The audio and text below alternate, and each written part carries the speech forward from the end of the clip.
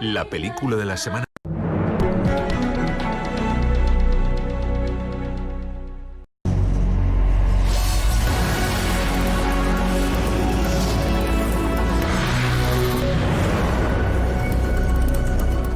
Molts dubtes entre els que aquesta mitjanit han d'aplicar les mesures d'estalvi energètic. Només un 30% dels comerciants reconeixen estar preparats. Moncloa descarta sancions immediates a qui les incompleixi. Bona tarda. I continua la situació de sequera extrema a Catalunya, tot i les tempestes localitzades. Fixeu-vos en aquesta imatge.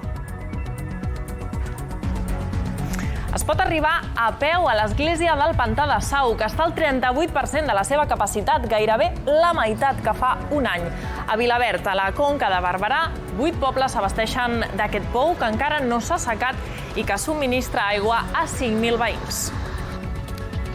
El Barça treballa contra rellotge perquè els nous fitxatges puguin debutar aquest dissabte a la Lliga davant del Rayo.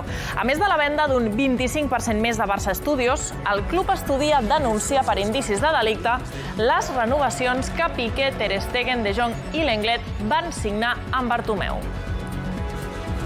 Després de 2 anys aturat per la pandèmia, torna enguany el major festival de la LGTBI d'Europa, aquest festival Circuit, on durant 8 dies actuaran més de 42 DJs i, segons dades de l'organització, s'espera que passin per aquí, per aquesta illa fantasia, 60.000 persones.